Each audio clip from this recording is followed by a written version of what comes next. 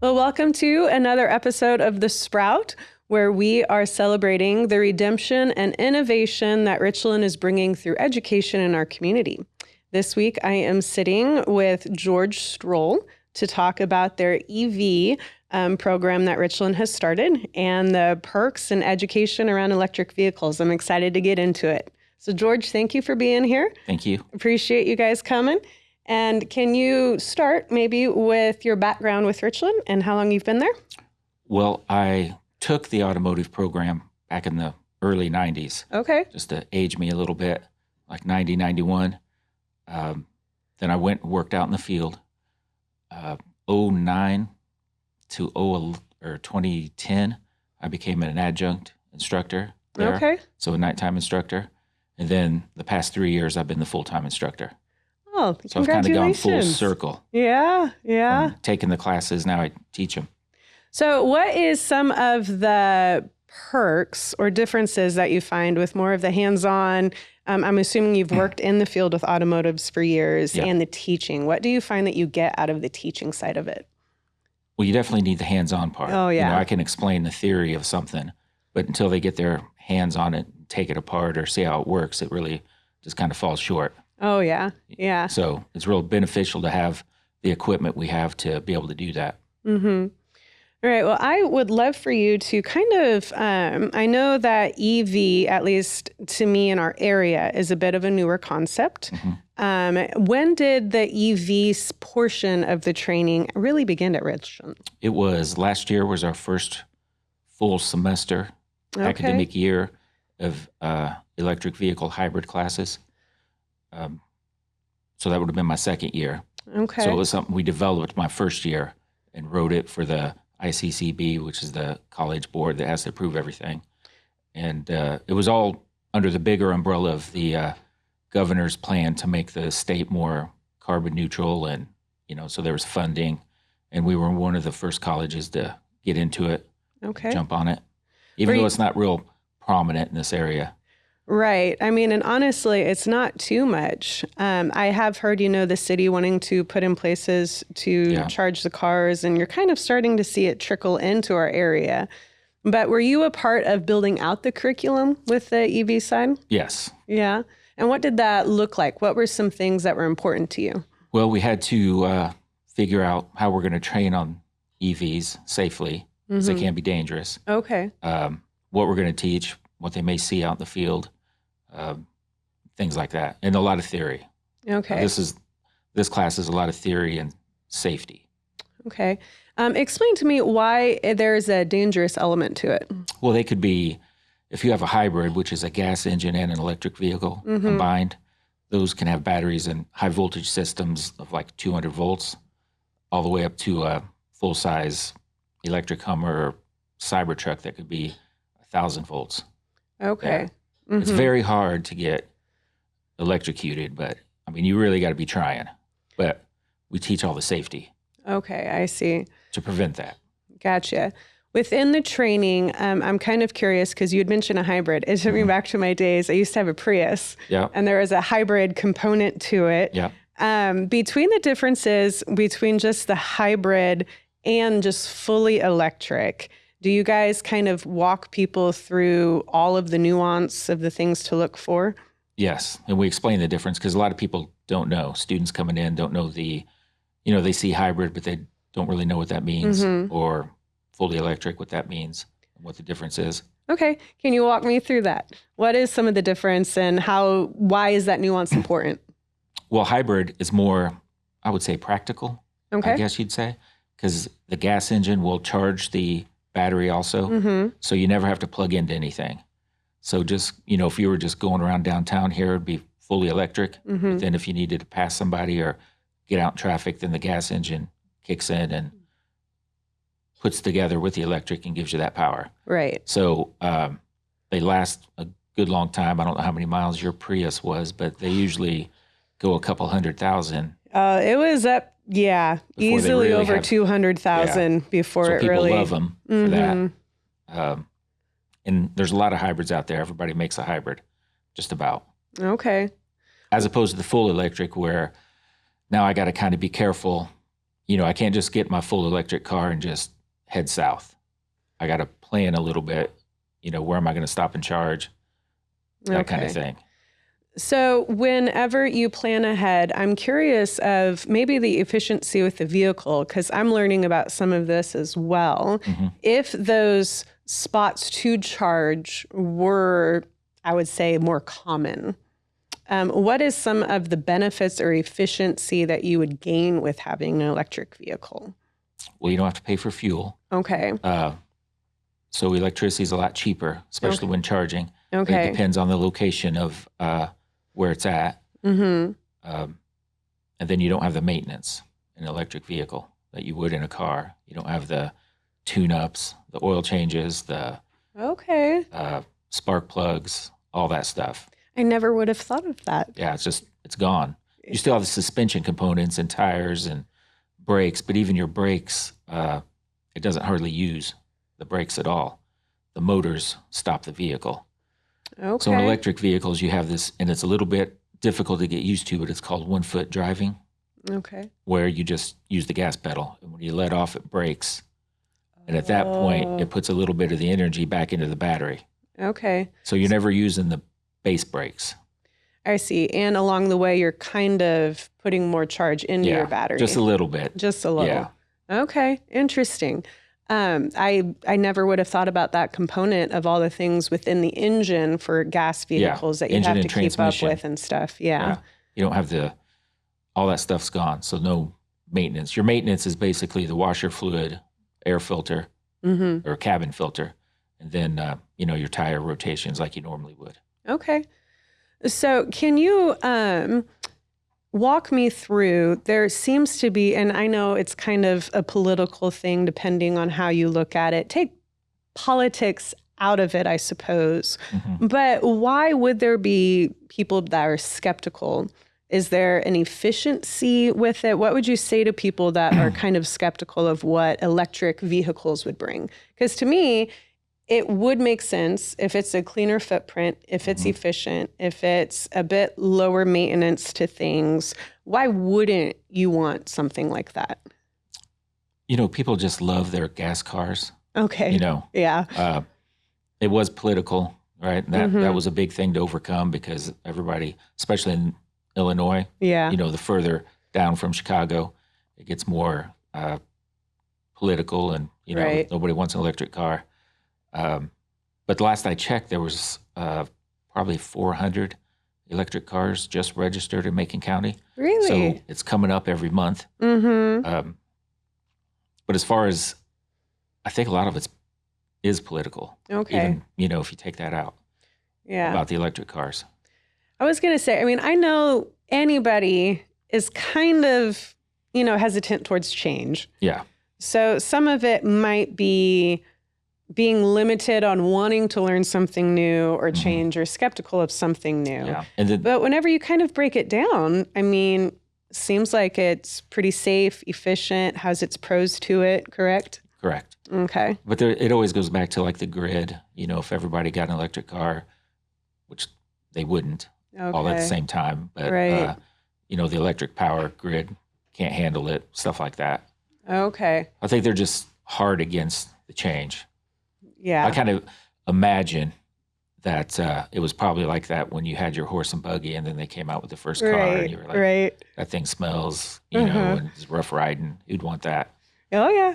And you could take that anywhere. I remember even the thought of when cell phones came out. Yeah. And just different things that people over time have adjusted to and honestly find the benefit to after you begin to really work with progress, in my opinion. Yeah. I've been lucky enough to be in the business long enough that I've seen the vehicles change, like how they deliver fuel. And it's always been a big change. And the older guys are always like, oh, this is going to be terrible. And, there's always the older guys that don't like it, but it works fine and, progresses. Right. I am curious within the program that you guys have at Richland, is EV trained within all of your automotive, or do you have a specific maybe certification? How does that work? We do have an EV certificate. Okay. So that couples the basic electrical class, advanced electrical class, a basic theory class, and then the 2 EV classes. Okay. And then you'll get an EV certificate. Okay. But I teach a little bit in each, like if we're teaching brakes, we discuss briefly the brakes on an electric car. You know, those students may not be in the electric vehicle class, but that might spark an interest for them. Sure. Or just if they need the brakes class, now they know a little bit more about how an electric vehicle stops. Right. You know, I would imagine, you know, I have one of my sons at home. He loves taking things apart and tinkering and figuring out the mechanics and almost that engineering itch. Yeah.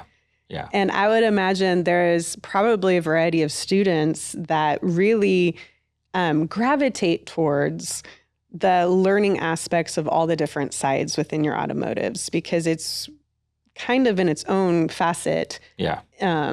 That stretch of engineering and tinkering and continuing to kind of piece together and, you know, do the thing with, right? Right.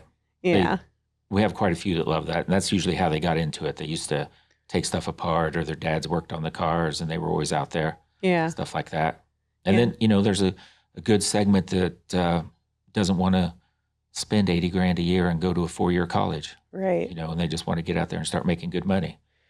And it is good money. Yeah. You know, we had Ariel Velasco on the show the other day, and she was even talking about, it's a little different, but she was talking about like the tech school and the trades and the stuff that Richland really works on. Yeah. And honestly, I mean, within our generation, within times, you're seeing this shift out of maybe more of your higher ed university need and shifting back to the workforce and trade. And like you said, people really just wanting a good, solid job without some of the debt or education or the other sides of things that can come, you know?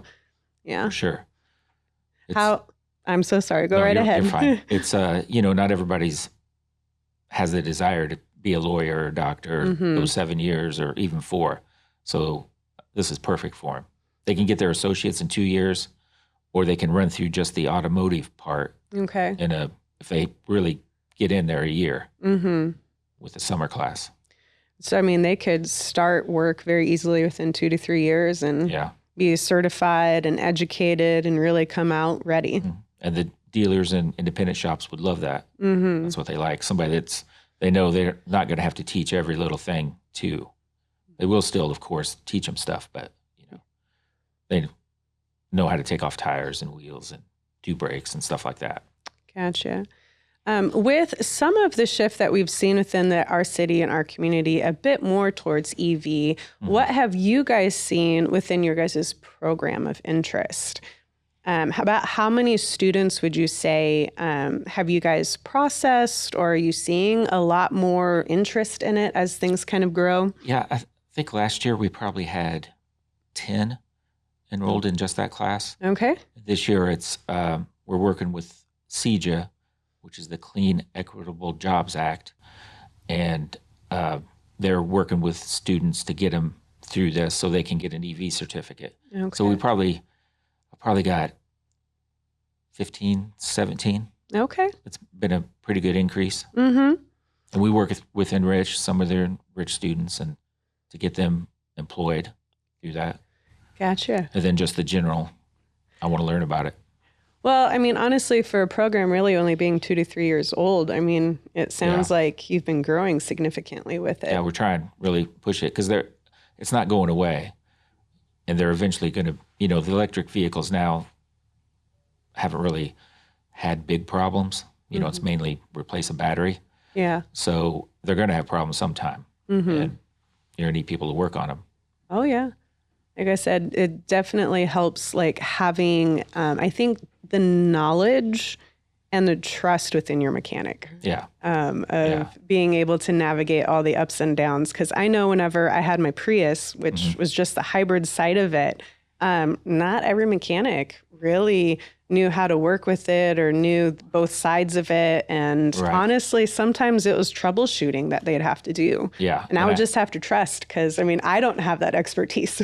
Yeah. And we just recently ran into that. I've had probably 3 or 4 people that have called because sometimes we'll work on vehicles in the community. That gives them we have cars there, but it gives them a little variety.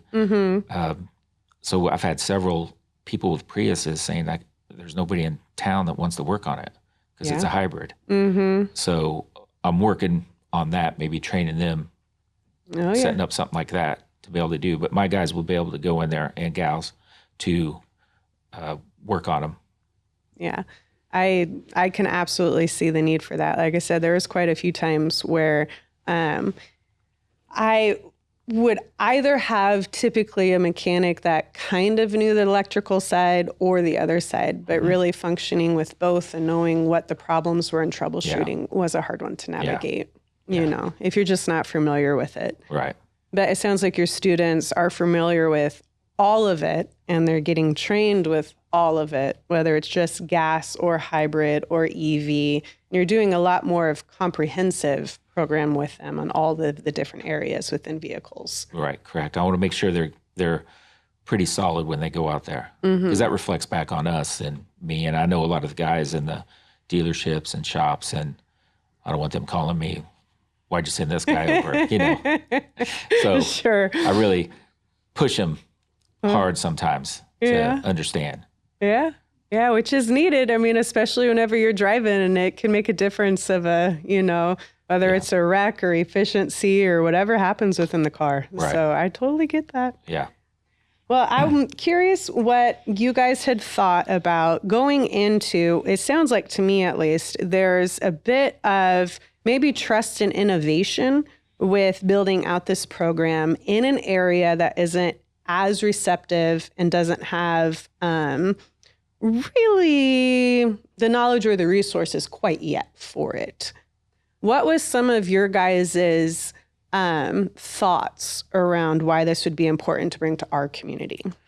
Well, we partnered on some items with TCCI because they make electric compressors for various vehicles, combines, stuff like that. And they have a beautiful facility if you ever get a chance to go over there. But so we worked with them. We had the grants coming in. We knew we wanted to do it. Just didn't really know how we would promote it, especially since, I don't know if you ever are on Facebook in the city of Decatur. I remember posted on there, "Hey, we want to get some chargers downtown or wherever. Where would you guys like to see them?" That was just a simple question. And it just got killed with, "Oh, you need to fix the roads first, and you need to do this and that," and just nobody should buy those. And just, they were just asking, "Where would you like to see them?" And nobody really answered. It was just all that. So just overcoming all that to get the students interested in it. Right. You know, I have some that just aren't. They're taking the other classes and they just like their gas cars. Yeah. Yeah. I could see the benefit with TCCI between not only the business side of what they do, but their facilities, probably getting a lot more hands-on experience that the students are getting, and maybe even partnering workforce-wise. Yeah. Do you see some of your students being interested towards some of that as well? Yeah, they're still building out their, they got the factory part done, right? But they're building out the great big wind tunnel they're going to put in there. So you'll be able to bring a car in or a semi, and test it during different temperatures and see how the AC compressor works and stuff. Okay. So they need somebody that can do that, take a compressor apart, like we talked about, see what's wrong with it and why it failed. Yeah. That's pretty cool. I love that.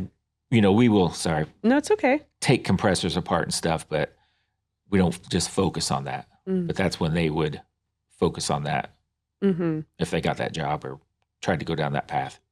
Right. It's just a good avenue for them, another avenue, for them to have. Absolutely.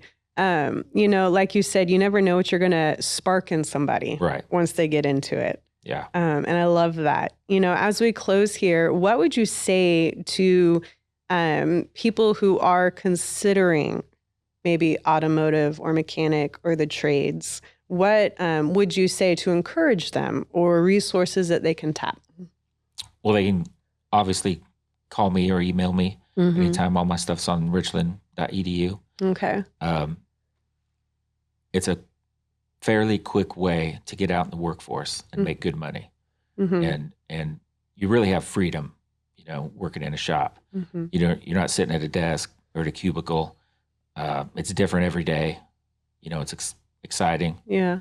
Not every day is exciting, but there's a lot of exciting days. So just getting out there and easy path, not spending 4 years somewhere. More hands-on problem solving, a bit more, I would say I loved what you said with being maybe outside of the cubicle or office. Yeah. Some of those people who need every day to be a little bit different. Each car is a bit of a different challenge. Now, you never know what you're going to get. You get a new ticket every morning and, this car's got a squeak or this car don't start and it's always a different car. Yeah. So it's kind of cool. Yeah. Yeah. It sounds like it. Well, I really appreciate you taking the time. I know that you've educated me. I think I told you before the show that I was excited just to hear some of the nuance and practicalities that are within electric vehicles, because you are right, in our area, it's not quite there yet. Yeah. But I do like seeing some of the clean energy and the charging stations that they're wanting to put in, or even some of the new bus transit things and stuff that's happening. Yeah, they have, what do they have, 5 hybrid buses, I think, here now. And they've started at the Civic Center, the charging station already. Right. And it sounds like you guys have even strategically kind of been some of the, pioneers into this. So you already have people that are getting trained and ready as these things are coming to the city. Yeah. And I think, for anybody out there considering this is kind of where vehicles are going. Right. Do you want to be on the cutting edge, the knowledge, being one of the few, at least in our areas, that can really have, job security in some of this? Yeah. Because they're going to break. Yeah. It may take a long while, but they'll break. And you'll need somebody to work on them. Absolutely. Absolutely. Well, I appreciate you coming down. Thank you for sharing. Thank you. Yeah.